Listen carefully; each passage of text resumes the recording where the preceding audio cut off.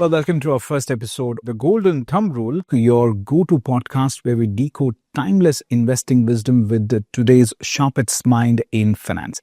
Well, I'm your host, Kshitij Anand, and today's episode is going to be a power-packed playbook on spotting sectoral trends that can grow your wealth. Well, our guest today is someone who plays the sector game like a chess grandmaster. Aniruddha Sarkar, who's a CIO and Portfolio Manager at Quest Investment Advisors. Now, he brings him with over 17 years of market experience and manages over 3,000 crores in assets.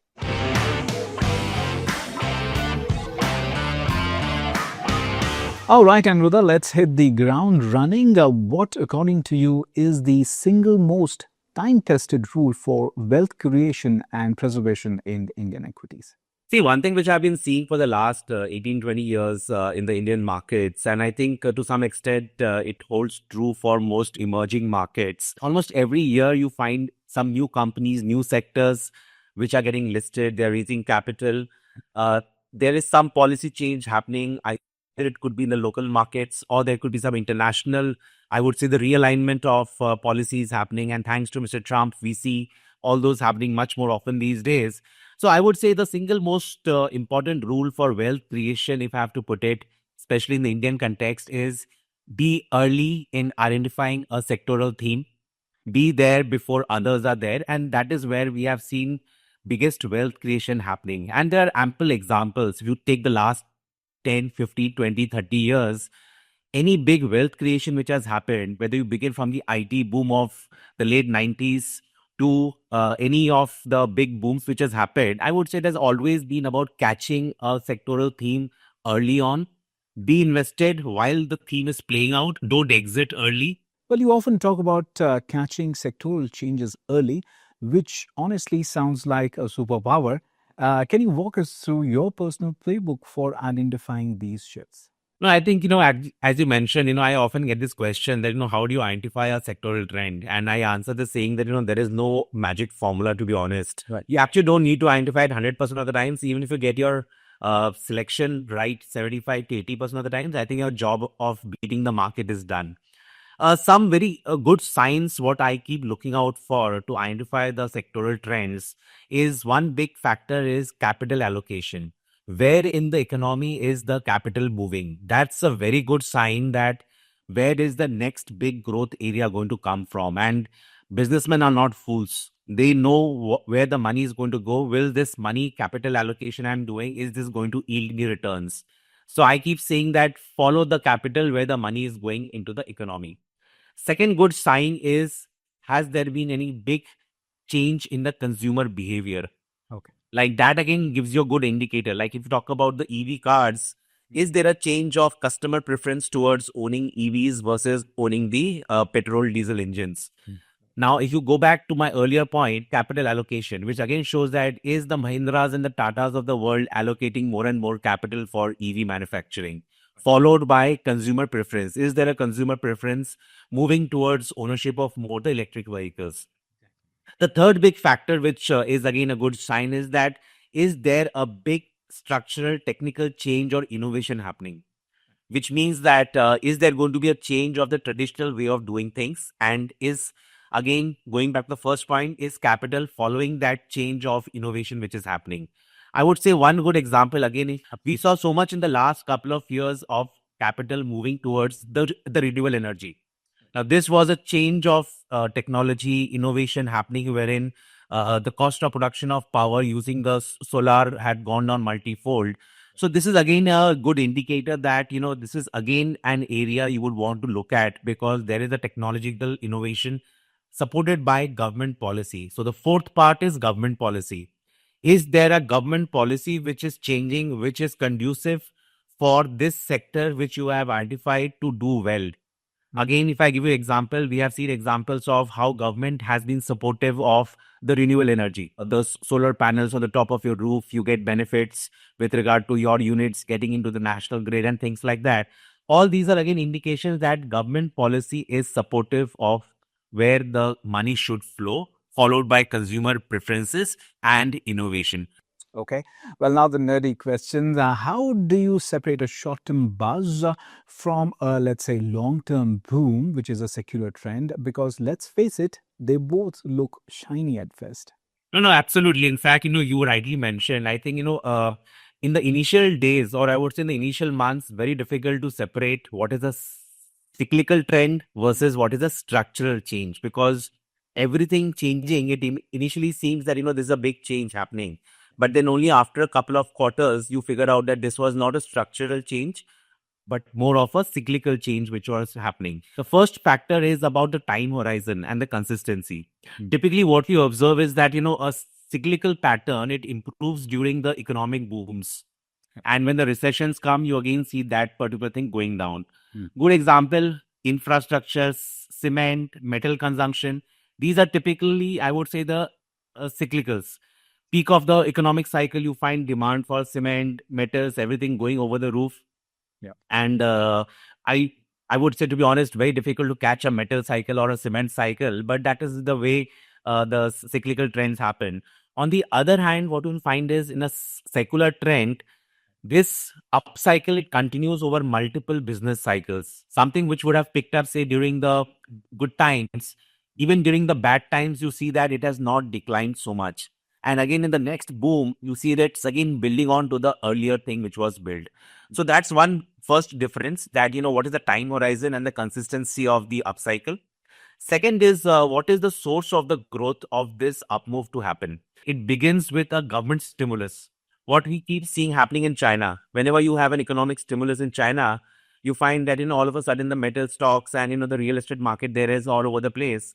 And again, when the stimulus goes down, you find that, everything has gone down. Right. So typically something we saw with respect to the PLI schemes, we could say that? Absolutely. I would say the PLI schemes, though it was given in 14 industries, but you saw that the structural up move was only there in a few of them. Yeah. All 14 industries did not see a big structural up move. So I would say some of them are structural, some of them are cyclical upcycles which happened. Right. So typically, as I mentioned, source of growth, cyclical will be driven by external factors, and typically a secular upcycle will be driven by, those 4-5 parameters I mentioned initially, which continues over a much longer period of time. The third difference which I keep seeing between a cyclical pattern and a secular pattern is also the valuation and the fundamentals. Like typically, you'll find a cyclical upcycle from being very cheap, it will become very expensive within 6 months. Typically, if I see the structural pattern, you'll find it from being very cheap to becoming very expensive. It will take time. And once it reaches there, it will be there for some time. It's not like, it has gone to the peak and declined. So that again, a good behavior of, differentiating between cyclical and a secular. The last big sign of difference between a cyclical and a secular is what the companies are doing.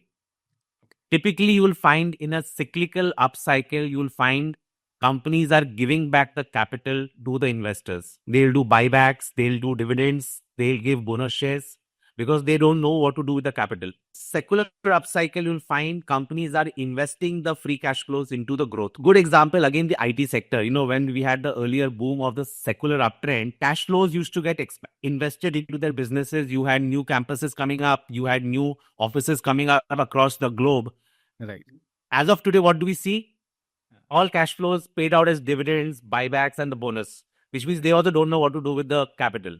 So this is again a very big indicator of, how to differentiate between a cyclical and a secular uptrend. Can you take us through your memory vault? Share one investment where you spotted a sector trend early and it played out beautifully for you.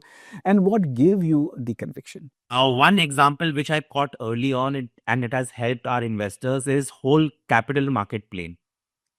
Now, if you're betting on more and more household savings moving into the equity market, Right.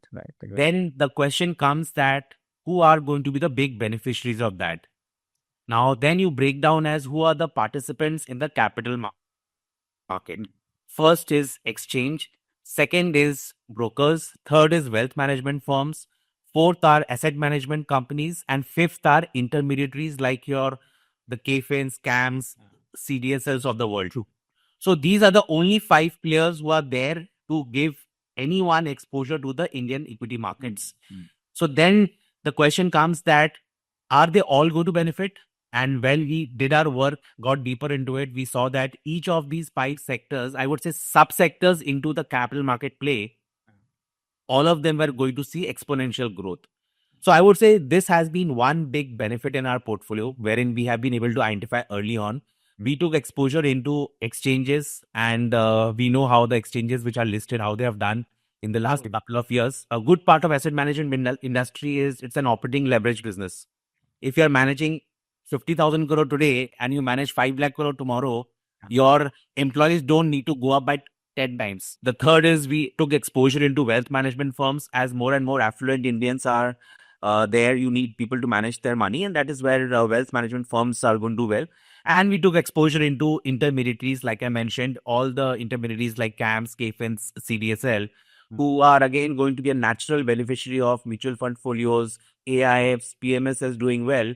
These are the guys who are bound to do well. Okay, well, flip side time, paints IT, FMCG. Once invested darlings, now not so much. So, what usually causes these fall from grace? As I always keep telling investors and my team, that excesses happen on both sides.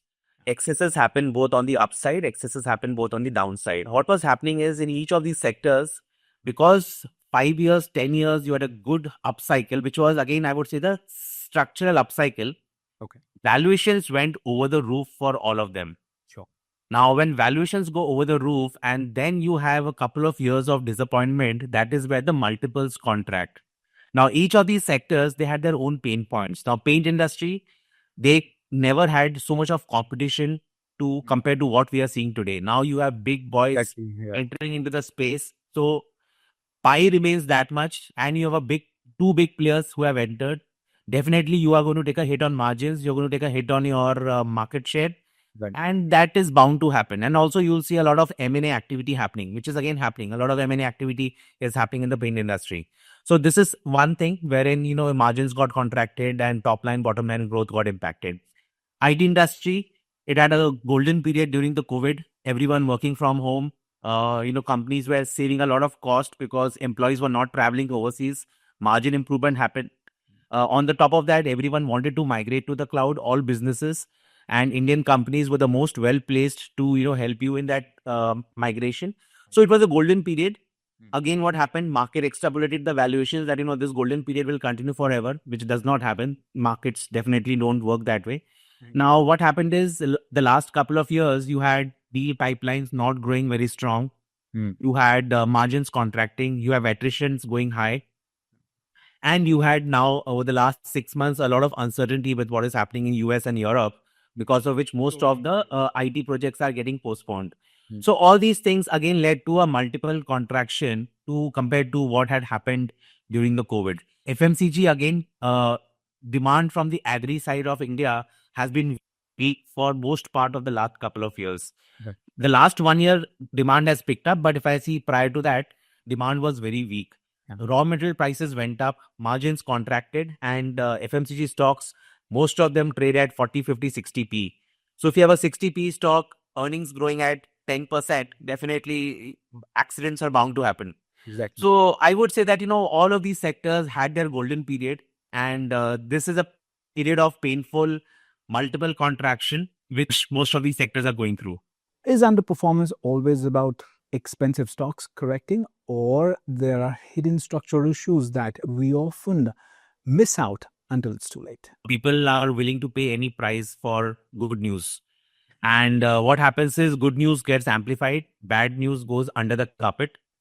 It's only when you're under the carpet, bad news gets so amplified that it starts giving you pain. That is the time people open the carpet and see there's a lot of bad news. Good example, if I give you, is again the private banks. Private banks had a golden period where they used to outperform the PSU banks. And this was a time when the NPS cycle was going on. During the NPS cycle, PSUs were the hated lot. Private banks were the darling of the street. And this continued. They used to get 4 times price to book. Everything was justified. PSUs used to get 0.4 price to book. Private banks used to get 4 times price to book. That was a huge difference. Now, what happened is after that, when the NPA cycle it changed, and PSU's numbers started looking good, ROEs, everything started improving. Then the question came that now the huge difference in the operating metrics is not there. So why should there be a huge difference in the valuation?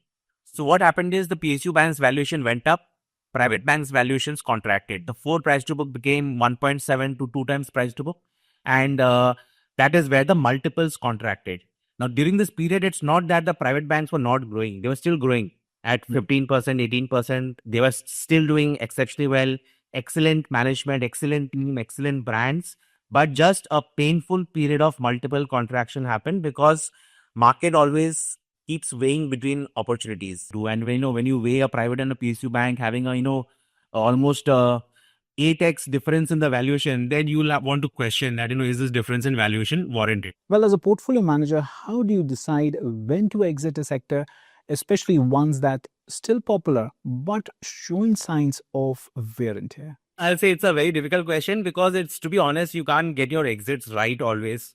But yes, over the years, I would say some things which has given me kind of the guiding rules to ensure that, you don't make so many mistakes what you used to make, say, 18, 20 years back, is that just keep an eye on one simple thing. And I keep telling this to investors is earnings supporting the valuations?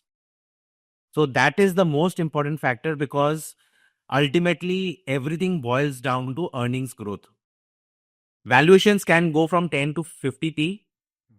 If there is no change in earnings, that 50p will come back to 10p when that up and down happens. From being a hot stock, it might become the hated stock. But during this 10 to 50p, if the earnings have gone up by say 25, 30, 40% compounding, that is going to keep supporting that multiple expansion. This brings me down to one basic number, which is the price to earning growth ratio, the PEG ratio. The PEG ratio, right. If the PEG ratio goes beyond the 2 times, so there is no kind of a magic number, but 2 times is what I use. If PEG grows beyond 2, it's a slightly dangerous sign that you should start looking at decreasing your exposure or weightage. Anything below 1 PEG becomes again a good attraction to enter. That means your earnings are growing faster than what the market is pricing in. And more than 2 times PEG means market is factoring in much more than what the company is actually doing. So PEG ratio is very, very important factor. And the last thing is about, I would say that has the price moved faster than earnings has grown? Maybe the company is doing well. It is growing actually.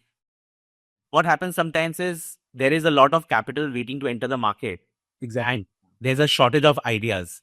And thanks to WhatsApp groups these days, any new idea which gets shared, within the next 10 days, you find that from being attracted, the stock has become expensive within 10 days. So I would say that if the price movement and the multiple expansion has happened faster than the earnings growth, that's again a dangerous sign that, it's better to take your profits off the table. Final question. Well, if you had to leave our audience with the one golden thumb rule on entering and exiting sectors, what would that be? If there is no one looking at a sector or it is a hated sector, I think it's a time to start looking at that sector. The moment a sector becomes the top recommended sector by everyone in the market, that is the time you have to be careful and start taking off the exposure into that industry. And there are ample number of examples. And, as I mentioned earlier, 24, 36 months back when I was bullish on PSUs and defense, I used to spend hours explaining why PSUs and why defense. So I would say that, golden rule is that start looking at sectors and companies when no one is looking at it, because that's the time valuation will also be comfortable. And when everyone is talking about it, it's the hot sector, hot tip of the day. It's a time to get a bit careful and start taking your chips off the table. Well, that was an absolute gold. Thank you so much, Aniruddha, for giving us a front row seat into how sectors evolve and how smart investors like you stay ahead of the curve.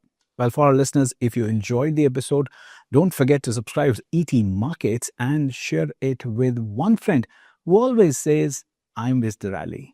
Well, this is Kshitij Anand signing off from the Golden Thumbrule, where investing wisdom meets real-world actions. Until next time, play the sector game smartly and always stick to the golden rules.